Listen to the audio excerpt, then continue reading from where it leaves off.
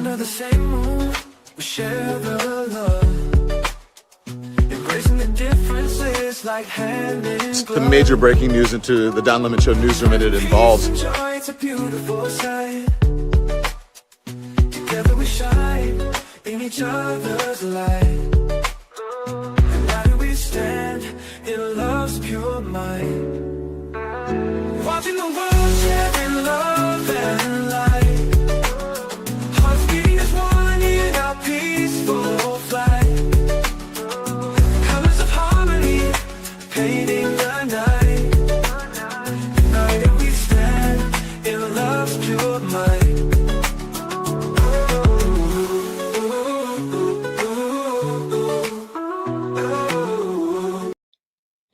Good afternoon, everyone. Thank you for tuning in to Watching the World News at Noon. We have some breaking news today in regards to the President of the United States. When I attended last week the Clintons' deposition Thursday and Friday, on Thursday, Representative Garcia spoke about how in the Epstein files, there's some mention of the President of the United States in correlation to a young individual. He also mentioned that these files, 3 files, were left out of the Epstein files when they were released. Well, today, lo and behold, the Department of Justice have released these files. In fact, believe it or not, we have Don Lemon reporting on it. I'm going to touch on that first to show you what's being said. And then we're going to look at the news coming out from NBC. Let's take a look at this briefly.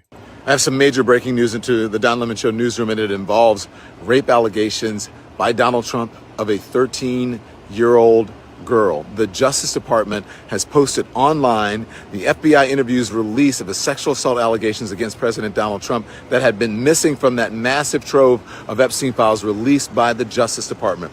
Now, a news organization did an analysis that discovered that dozens of witness interviews were missing from the online archive of evidence related to the Jeffrey Epstein investigation. These all involved so-called 302 memos. Those are the memos that where the FBI memorializes what interviewees tell them. Among the missing records were 3 interviews related to a woman who told agents that Epstein had repeatedly abused her decades. Now, we know that Don Lemon is facing a lot of heat in regards to Donald Trump, right? And how he covered that whole situation out in Minnesota, but he's still reporting about Donald Trump in a negative way. More heat must be coming on his head, I would only imagine. But this is very serious what Don Lemon is saying here. Let's keep going. Decades ago, starting when she was approximately 13 years old, and who also accused Trump of sexually assaulting her. He has denied this, but this is major breaking news into the Don Lemon Show newsroom. As soon as we get more information. Okay, so it's not just Don Lemon reporting this. I want to show you guys what NBC News has to say about this matter as well. We're just reporting the breaking news of the day. Let's check it out. All right, so this is from NBC. I'm just going to give you a little update on it before we move on. We have a lot of ground to cover today. But it says the Justice Department on Thursday released previously unseen documents from the Epstein files. Now, keep in mind, folks, this is from NBC. Also, as you come in, hit the like button, share, and subscribe. We try to keep you up with the latest news. This is breaking. It says, in regards to the Epstein files that included new summaries and notes from interviews the FBI conducted with a woman from South Carolina who made allegations against the late offender and also President Donald Trump, according to NBC News analysis. And this is breaking today, folks. It says in a series of 2019 interviews with the FBI, the woman said she was assaulted, victim of Jeffrey Epstein. She also alleged that she was assaulted by Trump in the 1980s when she was between the ages of 13 and 15. Breaking news. It says the newly released interviews describe the allegations in details. They include how the woman says her mother was blackmailed by Epstein and that for years after the alleged abuse from the disgraced financier, she received physical and verbal threats that she believed were directed by Epstein. She also told the FBI that Epstein drove her and flew her to New York and New Jersey, where she went to a very tall building with huge rooms where she said Trump assaulted her, according to the FBI interview. So this is all breaking news. The Department of Justice just released this.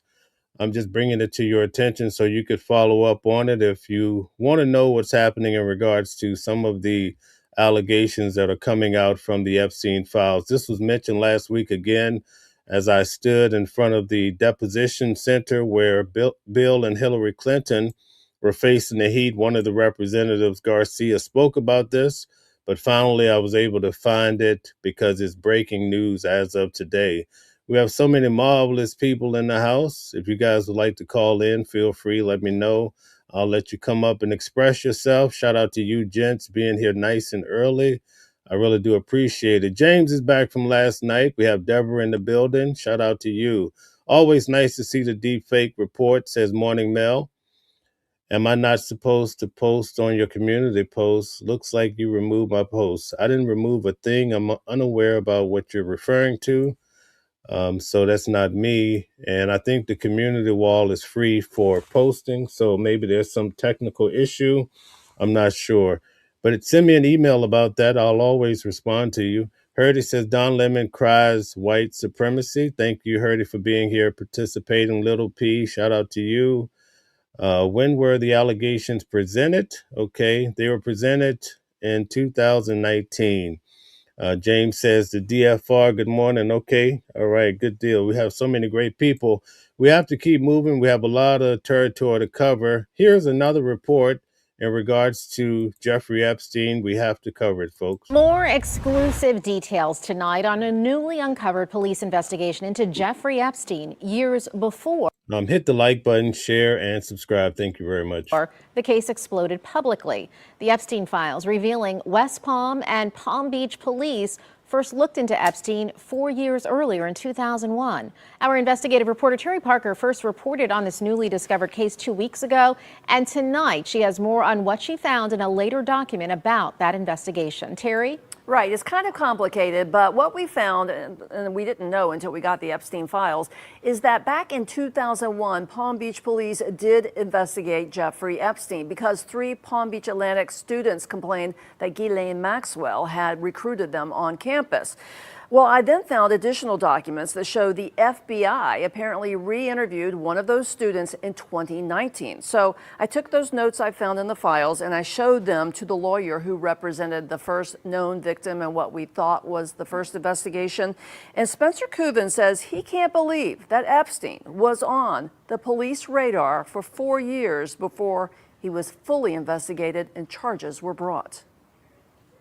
According to victims attorney Spencer Kuven, these 2019 notes from the Epstein files were probably taken by an FBI investigator looking into Jeffrey Epstein's past, hoping to bring charges. I was really kind of flabbergasted when I saw what you found dating back to 2000. So what we can determine here is that Epstein received a sweetheart deal even after they knew about his different allegations for 4 years at least. That's something to think about. One, I was astounded at the fact that the police didn't even put 2 and 2 together back then. Palm Beach police did investigate. Here's the 2001 police report showing they conducted surveillance, interviewed 3 girls working for Epstein, even dug through Epstein's trash, still concluding there wasn't enough evidence for an arrest. But this later interview in 2019 reveals either the students didn't tell everything at first or the investigation didn't go far enough. For example, during massages, the student recalling, J.E. was handsy, all over touch, breasts, waist, thighs. He wasn't afraid to say what he liked or not liked. The student says Ghislaine Maxwell approached her on campus and offered secretarial work, but that quickly morphed into sexual massages for $200. She says the experience was so unsettling, she told her mother she was making a lot of money at a rich guy's house, and Mom called the university and said something was wrong. School said, no, it's fine. And she was asked to bring other girls from college, which she did, but GM liked neither of them. A tall blonde and a heavier set didn't like her because of that. There were no qualifications required except beauty. That's all Maxwell cared about because she knew that's all that Epstein cared about. The 19-year-old student recounted another girl her age, maybe a year younger, lived in the Palm Beach mansion with Epstein and Maxwell, and that the girl showed me around the house, got upstairs. So we get a chance to see that sometimes money leads to a lot of sinister things, right? Naked on massage tables. According to the police report, 3 PBAU students working at the house told detectives Epstein and Maxwell were weird, but said nothing illegal happened, so the case was filed away. But what shocked me about this was all of this predated the original investigation and charges. You know, the word on the street is that Acosta, right, that dealt with Jeffrey Epstein's first case, that according to one reporter that actually interviewed him, he said that Jeffrey Epstein was intelligent, and that's the reason why he was receiving these favorable type of deals initially down in Florida. He's shocked because, as he says, this all happened 4 years before the investigation where his 14-year-old client came forward and kicked off that, which ended up with Epstein going to jail for 13 months. And we now know that this was the second investigation into Jeffrey Epstein. And Kubin says there should have been enough of a pattern, enough suspicion that police would have followed up on that first investigation. Absolutely. A lot of lives probably could have been preserved. All of these people being, these females being violated. I want to give you another report in regards to the Epstein files, but this is quite shocking because now with these files that were released, it's in the media today that it brings a lot of heat toward the president of the United States as well. Let's get to some breaking news that is still unfolding. The Trump Justice Department has just uploaded new FBI documents missing from the initial releases of the Epstein files. Right now, MS Now is pouring through these new files. We are taking our time to make sure we get it right, and we want to be careful on what we report on air. Here is what we can tell you right now. 3 of these documents are FBI 302 memos, notes that FBI agents used to summarize witness interviews. These notes contain unsubstantiated sexual assault allegations against Donald Trump. Now, keep in mind, last week, for those of you that are coming in, I attended boots on the ground, the Clinton deposition. I actually saw both of them, right? But one of the representatives, Garcia, spoke about these 3 files that when the Epstein files came out, they were withheld as though someone was trying to hide something. And so Garcia was speaking heavily against the president of the United States. Would you believe that? And in so doing, he revealed that they were really going to work hard to get these files out. So now we see that these files have just been released, and now she's discussing what's in those files. Specifically, they detail an unsubstantiated account of a woman who accused Donald Trump and Jeffrey Epstein of sexually assaulting her decades earlier when she was just a teenager. One of the new documents reads in part, quote, "Redacted was asked whether she felt comfortable detailing her contacts with Trump. Redacted again asked what the point would be of providing the information at this point in her life when there was a strong possibility nothing could be done about it." There are many redactions on these forms. Trump has long denied any wrongdoing connected to Jeffrey Epstein. To discuss, let's bring in MS Now senior legal reporter Lisa Rubin.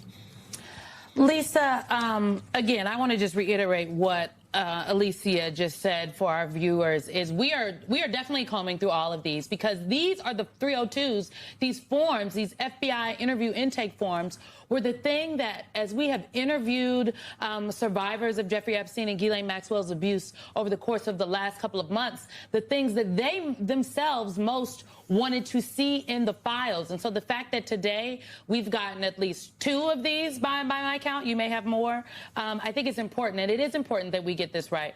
Talk to us. There's a lot in here. Anybody that has had a chance to take a look at these, they talk a little bit about blackmail. They talk about an intimidation campaign. Obviously, those allegations against then citizens. So again, these are new files released in regards to the president and also Epstein coming out from the Department of Justice today. What does all of this mean, especially going forward? There's a lot happening in the world. I know everyone wants to know. And Donald Trump, walk us through how we should be looking through all this. So, Simone, we have already seen an initial interview with this same alleged victim and accuser of both Donald Trump and Jeffrey Epstein in the files. We knew that there were 3 others. In fact, MS Now joined NPR and an independent journalist, Roger Sullenberger, in reporting on how we figured out that those documents were in fact missing from prior production. So the first thing I want to say is that we now know that these in fact existed, that they were in the Department of Justice's possession, and that their claims that these documents were. So, James, just to give you an update, I've been attending that trial here in New York with the Alexander brothers. Thank you for the update. I've actually spoken with the family members as well. That's something that I do all the time. I attend these federal cases. I attended Trump's, Diddy's, Luigi Mangione, Nicolas Maduro. So stick around and you'll see that I give you the inside information of what it's like to be in court and hear some of the facts in regards to these explosive cases. Duplicates is just not credible, because in reading them, they don't sound like any document that any lawyer considers a duplicate. A duplicate is usually an email exchange or a text exchange where you produce one portion of it and then maybe you later see a longer portion of it. That is not what this is. What these are 3 additional Form 302s reflecting 3 additional interviews of this same woman, culminating in an October 2019 interview where, as Alicia just said, she tells the FBI that she is aware that because of when she alleges her abuse occurred, and specifically because it was in the 1980s, and we're now talking to her in 2019, she tells the agents that she's aware the statutes of limitation of any viable federal violation may have run. She asks the agents, what's the point? And I think the agent's response here is just as interesting as some of her allegations, as salacious as they are, and as unverifiable and unverified as they are, because the agent says all victims of crime should have the opportunity to tell their story, and they wanted to give her that opportunity if she wanted to. I guess the big question is, are they going to bring this lady before Congress and let her tell her story? And also they can ask those hard questions to try to make some sense of all this. But this is something that's pressing in the media today. I want to make sure I bring it to your attention. And she just didn't take it. To me, this is significant because we knew that this woman had allegations about Jeffrey Epstein and Donald Trump, who she says she met when she was a teenager, and that both of them sexually abused her. Yes, Lisa, I knew exactly what you meant. It's all good. And also, James, Mama Flips is actually in court today. They're waiting for the final verdict on the Alexander brothers. We shall be reporting that as soon as it comes out. What we didn't know is how it ended. And now we're seeing that the way that it likely ended is that the woman refused to cooperate with federal law enforcement authorities. She said that she understood that Trump was the president. She had contact with him when she was a minor, and when she was asked if she was comfortable detailing it, she just again reiterated, what would be the point of providing this information at this point in my life when there was a strong possibility nothing could be done about it? That's at that point in the interview, the agents, and I'm reading from this 302, or rather I'm trying to characterize it, basically said, go home. Take an opportunity to think about it. We're here if you want us to be. And it doesn't appear that the woman ever availed herself of that opportunity. Instead, 2 weeks later, as we know from documents that are already in the files, one of her lawyers contacted the FBI and said, basically, from now forward, your communications with this alleged victim, they go through us. Okay, guys. Pretty Ting says, why was Maxwell moved to a lower security prison from a maximum security? Good question.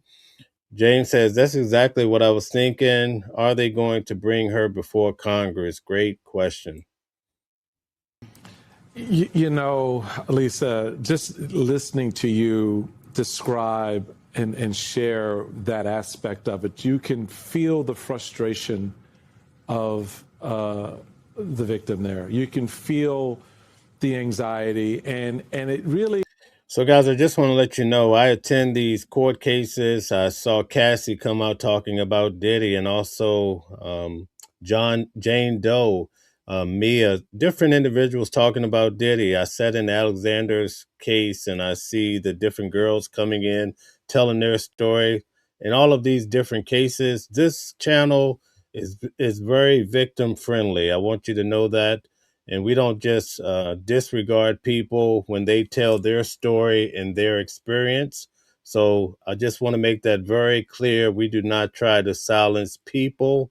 And so we're keenly interested in following these cases to see how the cookie crumbles. And we're here to support people as they go through their different experiences. We're going to move on now, but we're going to keep this in mind, and we're going to continue to bring you the hot topics. Some of these topics are pretty tough.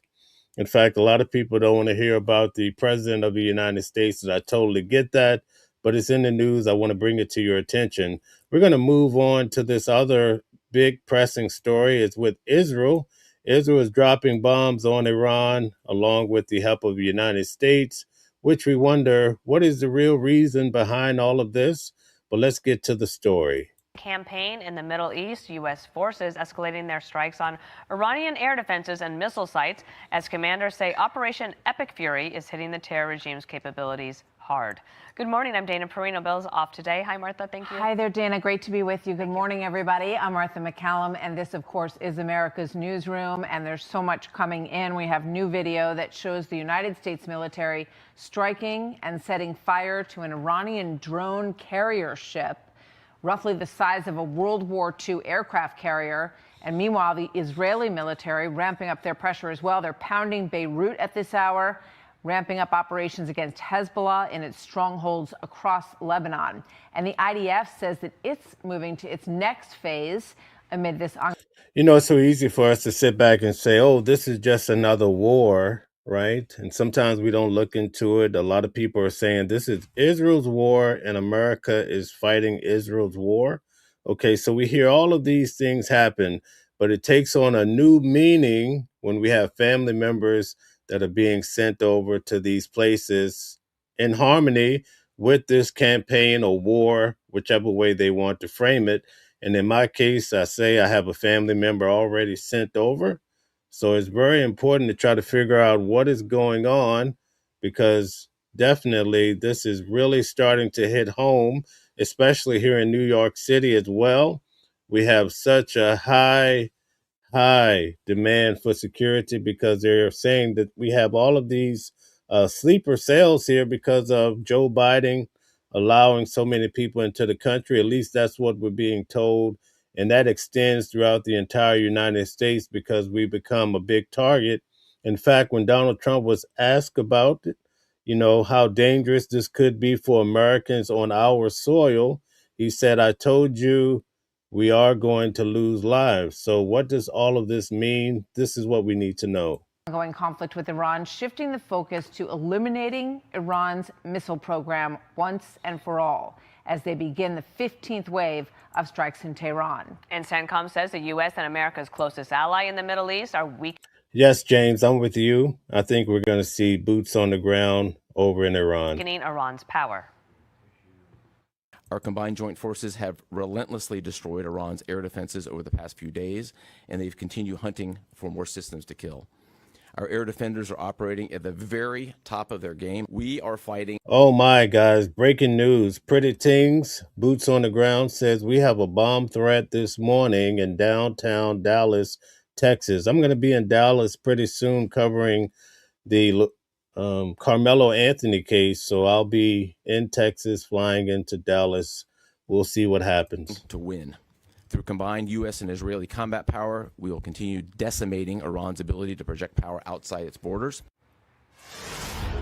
Fox team coverage, Jackie Heinrich standing by at the White House, and House Intelligence Committee Chairman Rick Crawford is here. But first, let's go to Trey Yanks live in Tel Aviv. Hi. Okay, before we go to that, Moshe says Trump is lying. Israel has him by his testicles with Epstein files, MAGA. Okay. Idiots. Okay. Thank you very much. Oh, we have Alan Beauty in the building. She says, hello, everyone. Excited to catch a live in between work tasks. So amazing to have you here. I often look out for you in the chat. Thank you. Try.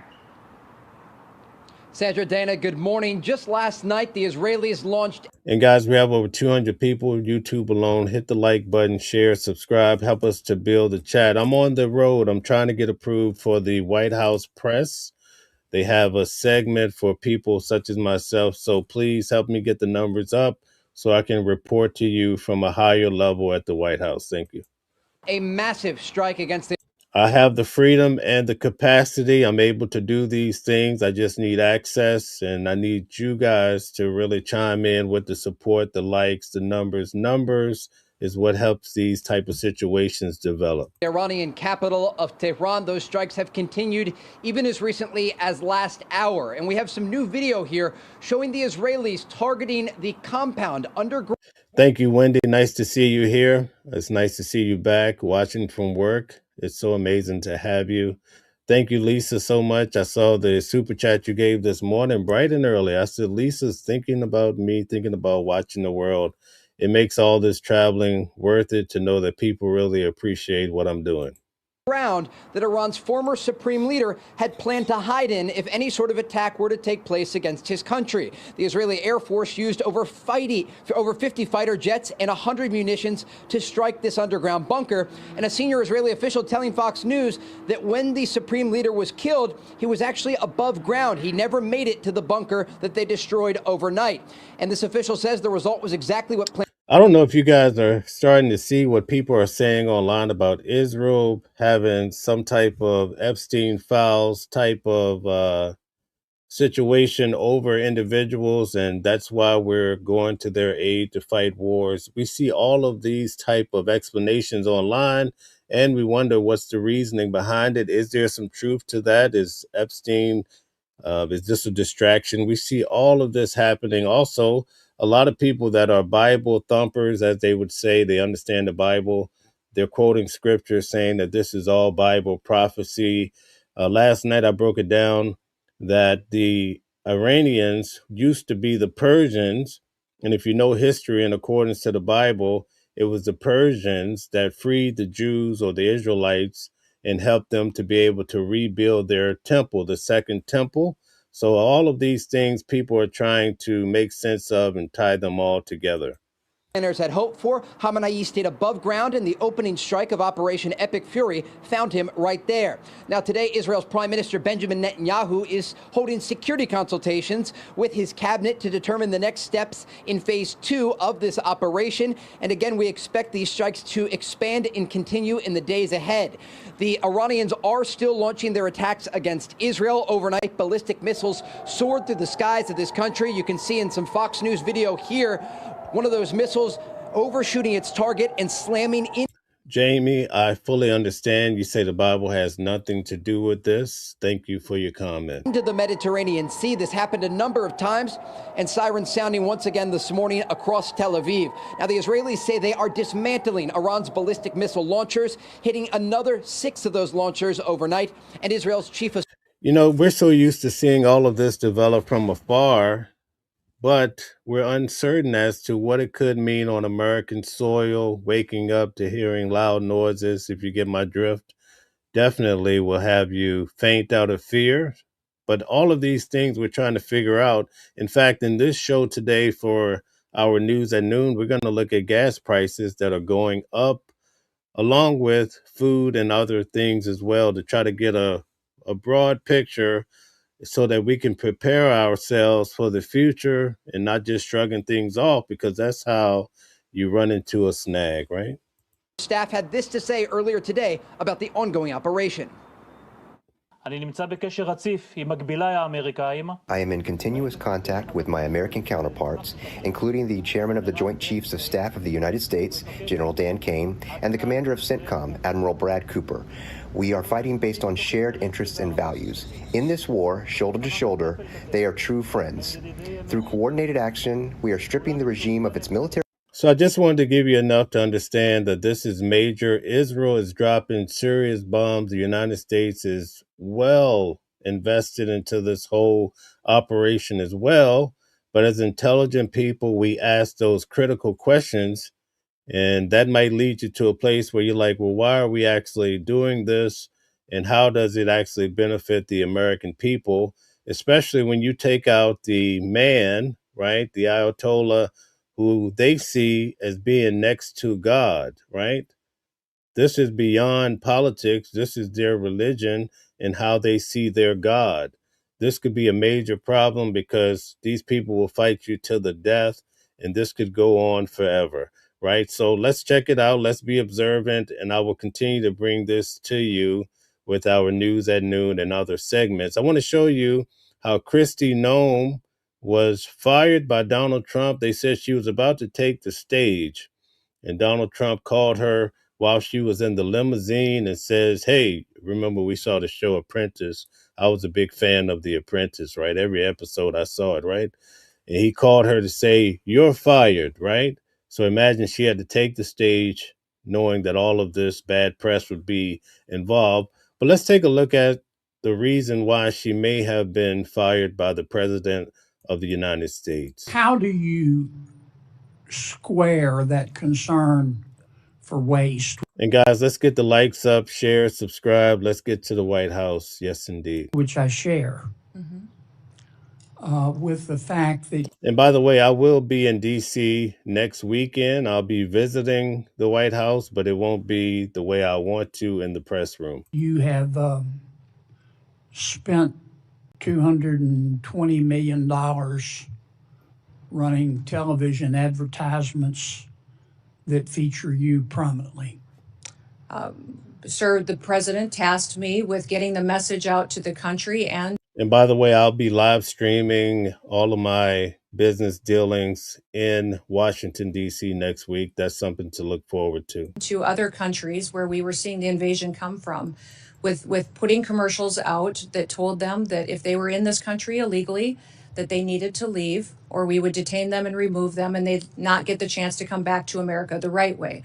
That has been extremely effective. Ask you to run these advertisements, is that right? We had that conversation, yes, before. Now, one thing about Donald Trump, we know he's not a big fan of people being killed and also using money in a frivolous or crazy manner. So to hear how she was using the funds to pretty much promote her own brand, her own name, allegedly, you can understand why the president took such action. I was put in this position and sworn in and confirmed, and since then as well. Okay. Did you bid out those service contracts? Yes, they did. They went out to a competitive bid, and career officials at the department chose who would do those advertising commercials. And the people that you ended up picking were people who had formerly done your political work back in South Dakota, is that right? No, that's not correct, sir. I think it is. No, it's not, sir. The individuals who, I believe the careers who they chose were two different media firms. There's been conversation about their subcontractors, but we have no legal authority to look into subcontractors on work like that. Okay. And you're saying that you're testifying that President Trump approved this ahead of time. Is that my understanding? We had conversations about making sure that we were telling people. No, ma'am. I'm asking you, sorry to interrupt. He's not letting her dance around this very pointed question. You see how she's trying to finagle? But the president approved ahead of time you spending $220 million running TV ads across the country in which you are featured prominently. Yes, sir. We went through the legal processes, did it correctly. Did the president know you were going to do OMB. this? Yes. He did? Mm-hmm. Yes. Okay. And one thing, Senator, I think would be helpful to know is how effective that communications has been. That Well, they were overwhelmingly effective in your name recognition. I mean, I personally just, I mean, to me, it puts the president in a terribly awkward spot. And and I'm not saying you're not telling the truth. It's just hard. That's right, Alan Beauty. That definitely put her in hot water with the president. Hard for me to believe, knowing the president, as I do, that you said, Mr. President, here's some ads I've cut, and I'm going to spend $220 million running them, that he would have agreed to that.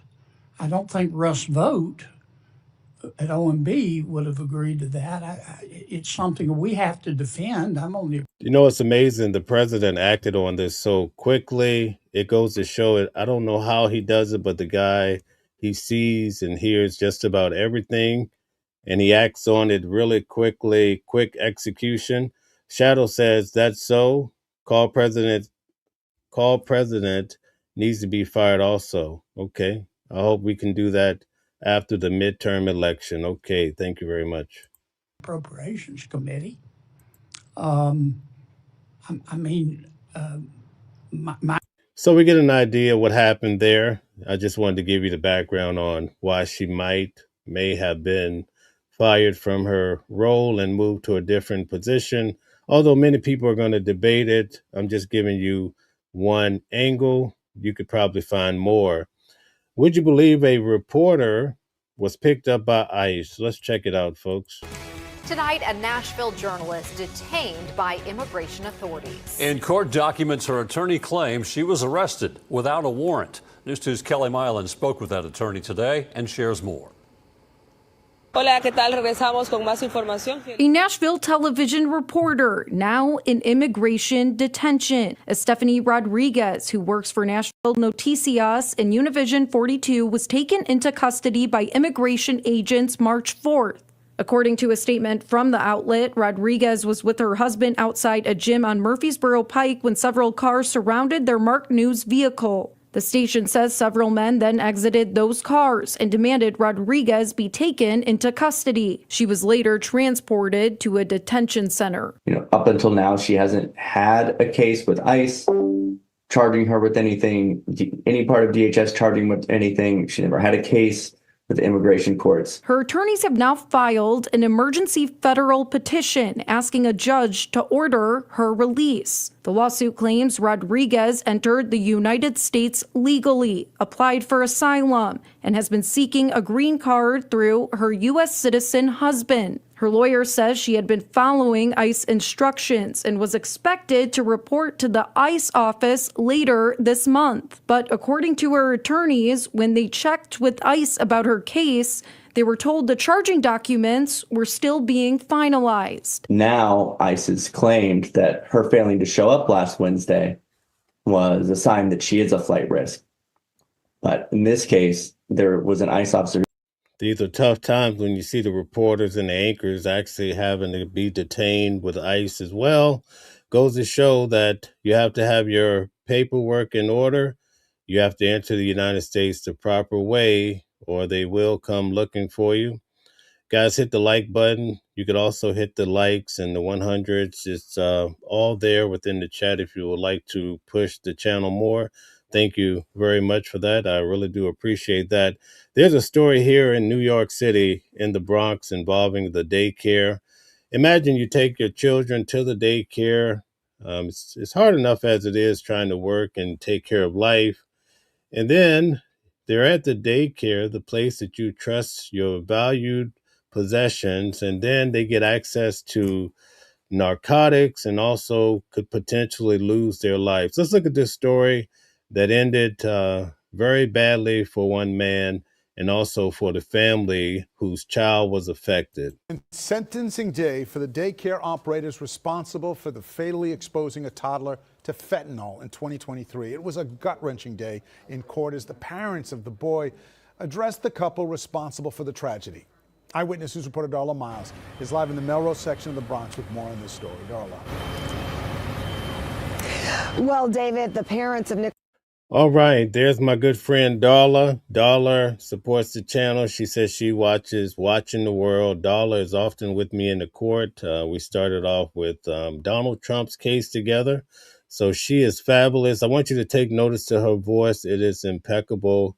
And she told me how her father was very instrumental in helping her as a child and throughout life to develop such a high level of speaking. It's so amazing, and it's awfully wonderful to know her.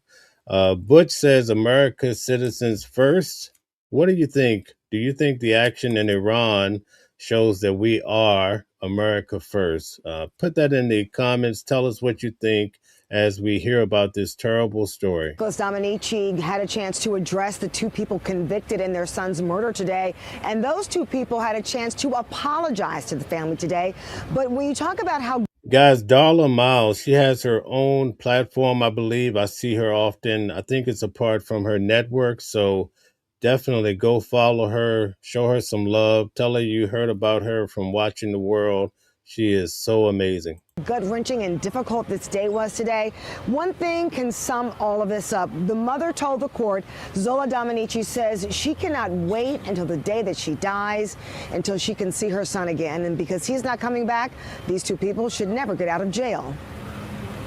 Those 25 years to life plus those 45 years on federal court is enough time for who is expecting come out. They never gonna come out. The parents of Nicholas Dominici leaving the Bronx criminal courthouse Wednesday afternoon, clinging to a large portrait of their son. We fight.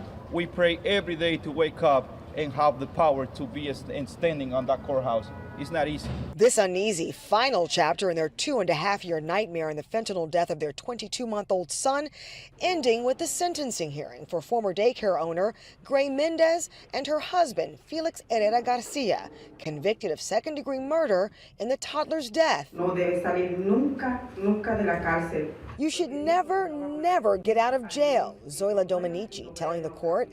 Menendez and Garcia Has to be terrible to lose their child such a negligent way, especially with the F drug is taking over the world, and just a little bit can take an adult's life. So only imagine what it could do to a child. Sitting with their hands cuffed behind their backs as the grieving parents describe the day Nicholas died in September 2023. She says, I see my heart bleeding from his mouth. The doctors did everything they could to bring him back to life, but it was too late. He had been dead for a while. On 2023, we celebrate my birthday. 2 days later, this happened. The couple sentenced 25 years to life in Dominici's death to run concurrently with a 45-year sentence on federal drug charges in this case.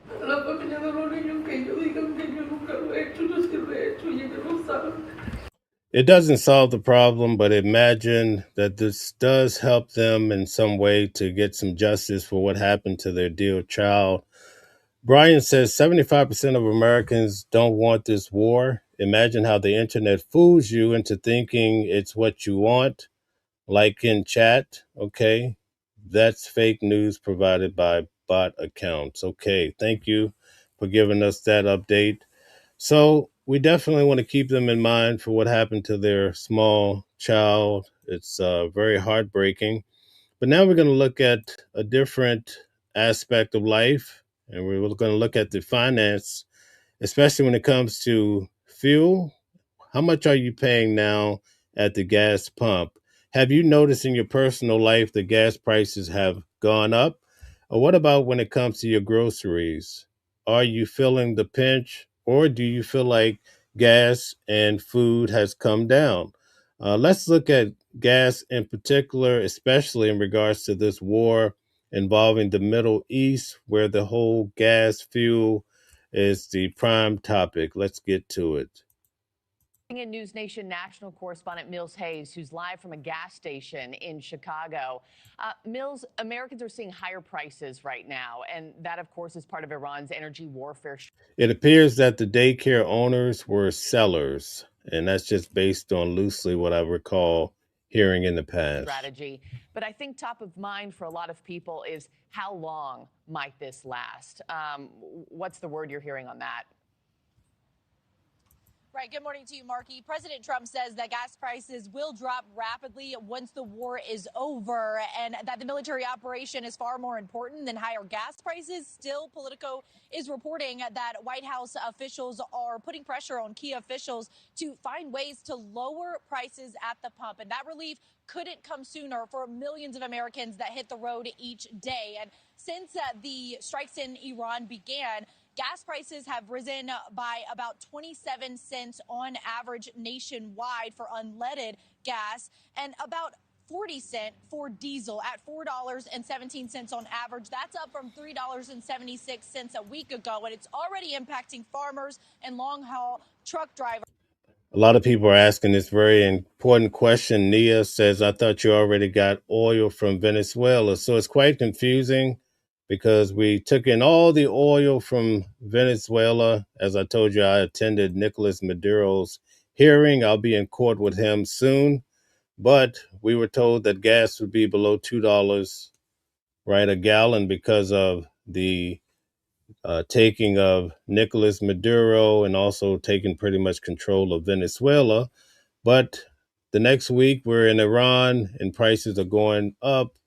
Everybody's trying to make sense and asking those tough questions. Thank you. Who deliver food and consumer goods to stores, and it could even have a domino effect on the economy as businesses spend more to transport goods. About 20% of the global supply of oil passes through the Strait of Hormuz, which has been closed since the conflict began. So crude oil prices are up by about 20%, and as that rises, so does the amount that Americans pay at the gas pump. Y'all know food is high, and then we have to come out here and 30 cents up a week. Everybody keeps saying, just like Brian says, this is Iraq 2003 again, truly doomed. I'll use a different word. What do you guys think? Did we win the war in Iraq? Let's talk about it. Can we win a war with Iran? Like, I have 4 kids. Like, the economy is high. It's ridiculous. Yeah, that went up a little bit, but it's not impacted mine because I seen the conflict coming, so I filled up beforehand. Guys, Pretty Things, again, is giving us boots on the ground assessment. She says, Wednesday morning, gas here in Dallas was $2.89. That's in Texas, right? Now it's $3.19 a gallon. Wow. But this is a company vehicle, so I'm sure it's impacted there. Press Secretary Caroline Leavitt says that the president's energy team has a game plan to keep oil prices stable. They'll tap into newfound oil markets in Venezuela and provide political risk insurance for oil carriers. And if it's necessary, the U.S. Navy will escort oil tankers through the Strait of Hormuz. And Okay, we have some answers coming in. Did we win the Iraq war? How did we fare with the Taliban? Tell us all about it. And are we capable of really doing a successful action in Iran? Energy experts say that if the Strait of Hormuz reopens, then gas prices will drop quickly. But if it does remain closed, then James says gas is $3.67 where he's located. Something to think about. gas prices could soar even higher, up to $4 a gallon, Marky. Yeah, certainly gas, the most relatable hit for Americans. So what are you guys doing to prepare for the pinch? Because obviously we don't know. We're so uncertain of how long this is going to go on. All it takes is for one attack here in the United States. We already had one individual down in Austin, Texas. It looks like it could have been related to this. We don't know, I guess, with the certainty.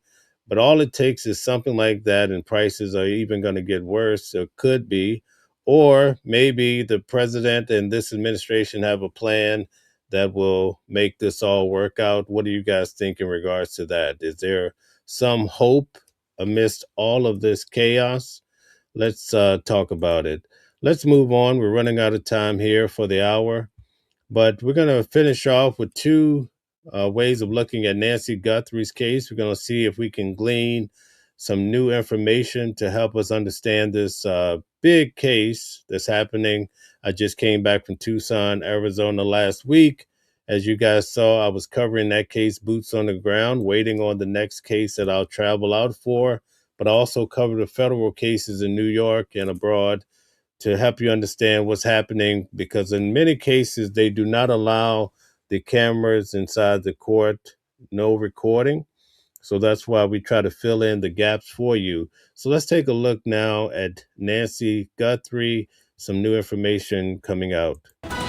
And we continue to track the latest on the disappearance of Nancy Guthrie. And today marks day 33 in the search for the 84-year-old. A new development today as we learn investigators were back at the house as they search for more clues into what happened to Nancy Guthrie.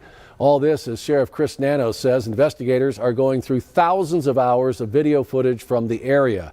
He says they are reviewing traffic camera video near Guthrie's home and ring camera video of a suspect. You've seen it many times.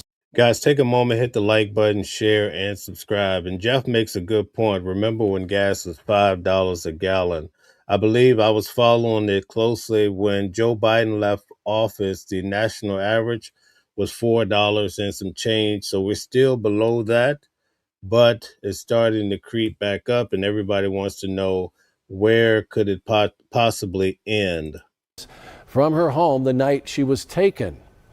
33 days after Nancy Guthrie has disappeared, many questions still remain. And today, News 4 Tucson's Monica Garcia sat down one-on-one once again with Sheriff Kristi Noem, pressing him on several questions sent to us by our viewers surrounding this investigation. Monica. Yeah, Sean, all of us know at News 4 Tucson, we've been getting hundreds of messages on our social media pages, emails saying, what about this? Or ask the sheriff about this. And so today we took the most common questions and we did ask the sheriff. And one of them I want to point out is the most recent one. And it's a 911 call that was made the night Nancy Guthrie disappeared. In the call, the dispatcher talks about a woman screaming out the window, hollering for help, and this was within miles of Nancy Guthrie's house. Let's first take a listen to that 911 call. It's going to be at Oracle and River. The caller is advising they saw a female out of a vehicle window screaming. Then it went northbound on Oracle.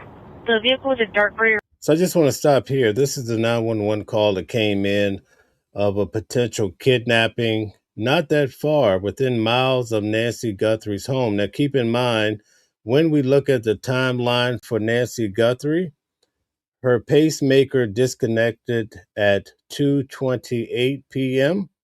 This call of another individual is at 3:01. So what are the chances that you have two individuals going missing or potentially trying to be kidnapped, right? All within about 35 minutes of each other. Something to really ponder over and try to figure out. Blue Chevy Malibu, no plate. All right, so back out here, a lot of people have been asking about this specific call, and for good reason, right? So as you just heard, Butch says, thanks for your channel. Thank you very much. Nice to hear that. I'll keep pressing forward with the good words of encouragement. James says, Mel, update on Nancy. There was an internet outage that night. Okay, thank you.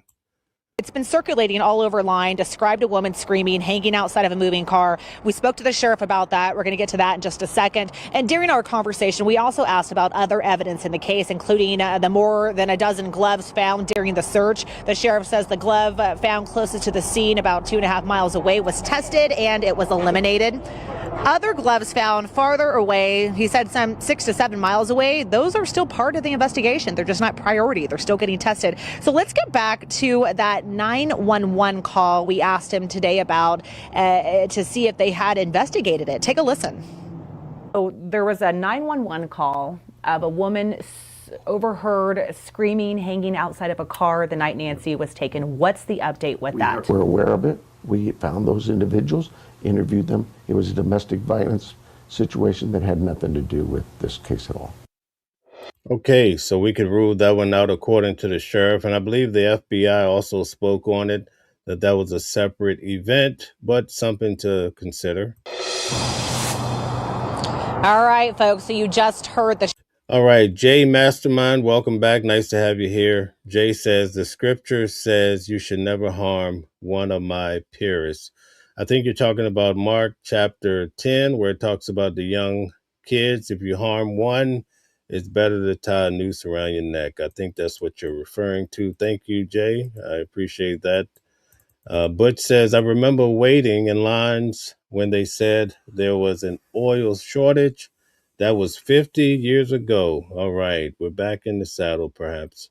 Sheriff addressing that 911 call that's been circulating online. He told me they, in fact, investigated it. They investigated it the night it actually happened because they had heard about it. So just one of those things on the list of questions you guys have been submitting to us. In the meantime, he says their big focus is on forensic evidence. And so that's where they stand tonight on the case of Nancy Guthrie's disappearance. Live from PCSD, Monica Garcia. Sean, back to you. All right, our viewers with a lot of questions, but also still a lot of support for the Guthrie family. Thank you, Monica. So what happened to Nancy Guthrie? Everybody wants to know. A little bit later, the last few minutes, we're going to talk about a few pointers to try to figure it out. But let's just cover one more angle before we get to that. We're back out in Nancy's neighborhood yesterday, going door to door. 3 different homeowners we spoke to told us the investigators this time were specifically asking them if they noticed any issues or disruptions with their internet service the night that Nancy went missing. They say the investigators told them that several people in the area have mentioned glitches with their internet that night. Now, neither the sheriff's department nor the FBI have commented on this, but I did ask the sheriff earlier this week in our interview if he believed the suspect may have had a Wi-Fi jammer on him, maybe in his pocket. All he would say is that his investigators, along with the FBI, are looking at every angle of that surveillance video. And we should also note that the homeowners we spoke to said that they were either asleep or not home, so they couldn't say if they had any issues with their internet. Meanwhile, we were back outside Nancy's home yesterday, and we continue to see people showing up, dropping flowers, paying their respects. We spoke to people who live here in Tucson and people who said they're just visiting Tucson, who wanted to come by, pray, and send a message to Savannah and her family. They still... You know, for a long time, I thought the feds perhaps had some sort of angle they were trying to figure out, but it's starting to look like this is potentially a cold case, or they ran into a brick wall. Why do you think that's the case? We're in over a month, 34 days or so. No vehicle described. We don't have a clue of what race the person actually was, even though there's been some talk of DNA inside the home. Are you guys shocked that at the federal level that we're running into these type of roadblocks? Have hope and that the family is not alone. Laura. The work continues there. Liz, thank you. And a reminder, if you have any information that could be helpful, it is not too late. We urge. So there's a number if you want to reach out to the FBI, if you happen to know something. Let's get Nancy Guthrie home. If you didn't get a chance to check it out, I covered it extensively last week. We went through the different press conferences of the sheriff. And you know what's shocking? I actually went out to Nancy Guthrie's home out in Tucson, Arizona. A beautiful place, I must say. I was there for over a week. Got a chance to know some of the key YouTubers out there like JLR, 857 Tucson, Alex, and so forth, Mark the Shark. Nice guys. Also had a chance to run into Brian Enton and so forth. But my question is, if the person, because we hear all of these different reports, if the person came in through the back door, right? Remember early on they said the back door was wide open. Not the officials, but some of the reporters that were reporting that were close by. Why would the person have spent so much time at the front door? So I would like to hear from you guys. Why would the person have spent so much time at the front door if they could just simply have went through the back and taken her out of the back? Even if they had planned to leave through the front door, right? All they would have to have done is cover that camera, pull it down without being shown. So why would the person allow themselves to be filmed in that way if they went through the back? I would love to hear from you guys in regards to this. And that's the other thing. The sheriff has not given any sure indication as to the access point of the person that actually took her. But let's see if we can get a few answers before we end the show. If not, we'll pick this up at another time. I'm going to breeze through a few of the comments in the interim. Pretty Ting says, too many people with speculations and disqualified FBI agents. Okay, thank you very much. Jay Mastermind says, that's the problem. You all love this system more than protecting the kids being messed with by it. Okay, so Jay Mastermind seems to be pushing more of the spiritual narrative from what I can understand. James says the local law enforcement botched it. IMO. Okay. Thank you very much. Stella is reminding everybody to please hit the like button, share, and subscribe, and turn on your notifications. Jeff said struggle. So are you saying that there was a struggle at the front door? Okay, and welcome into you, Carol. So I don't see any answers in regards to why the person would have spent all this time at the front door if they went through the back. Also, on day 2, in the press conference number 2, the sheriff said that she was taken basically from her bed. He insinuated she was taken from the bed. Also, I believe in the last time that Savannah Guthrie spoke, she said that her mother was taken from her bed. So if that's the case, how did the person enter the house? Okay. Let's see. James says, went to take the camera, and I believe the perps were knocking to be let in by someone inside. Okay. All right. That's a new spin. Jay Mastermind says, I don't like the system and what happens to kids. Okay. We understand that. We get that. You've been quite expressive in regards to that point. All right. So it looks like we won't know. We won't have an answer. We'll have a discussion later when this topic seems like we get more answers in regards to the questions that are being presented. So with that being said, we're going to close out today. Okay, so Carol responded. She says, backsliding door. So Carol, if the person went through the backsliding door, why would they have did all of the why would they jeopardize themselves and give you a full, as best description of them by coming into the peripheral of the camera at the front door? But thank you, Carol, for responding to the question. It's very important. All right. Pretty Ting says, no one is participating in the system. We are all just living in. Okay. Pretty Tings is pushing back and being heard. Thank you so much. All right. So that does it for today, guys. Thank you for being here for News at Noon. We went over a lot of hot topics, but I think what's going to be most intriguing is what's happening with the President of the United States in connection with the Epstein files. Breaking news today that there's an individual that perhaps has some serious allegations, and we look forward to finding out what does all of this mean, and also what's happening around the world with Iran. And on a personal note, many of us are being affected with gas prices, food, and so forth. We want to know about our personal safety, all of that and more. Carol says the others waiting. Okay, so you think it's more people involved? Okay, thank you very much. All right, guys, have a good day. Enjoy your weekend.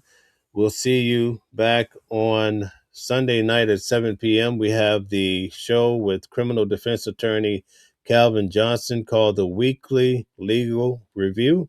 If you have any questions, feel free to send them to me via email. I'll be glad to add those questions into the mix. I'm going to breeze through these final comments real quick. All right. James says, excellent show. Thank you, James. Carol says, didn't think it would be hard to take it down. Okay. All right. Thank you very much for that. Jen says, take care to everybody. And finally, we have Pretty Ting says, thank you, Mel. I love your show. I love having you here, Pretty Tings. Continued support is always beautiful. Thank you very much, and have a good one, everybody. Until we meet again, I want everybody to work on being safe and really, really take steps to enjoy your life, because we really only get one. Thank you very much, and have a good day. Different voices, but the same song. Loving a world where we all belong. Kindness leading the way, breaking the chains. In the symphony of love, the thing remains. Embracing diversity, brighter days in sight. Watching the world sharing love and light. Hearts beating as one in our peaceful flight. Colors of harmony, painting the night. United we stand in love's pure might.